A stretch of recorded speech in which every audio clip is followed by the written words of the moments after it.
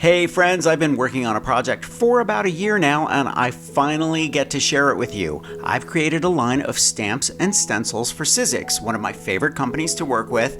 I've always been impressed with their innovation and quality, and when they asked me to be a part of their team, I immediately said yes. This set is called Build It, and it features a diverse range of motifs including Baroque architecture details, brick buildings, and vintage labels.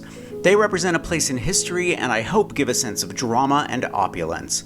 Follow along while I create a journal page with my Build It layered stencil and stamp set from Sizzix. If you have any questions about my techniques, just leave me a comment and make sure to take a peek at my other sets from Sizzix. I know they'll inspire you.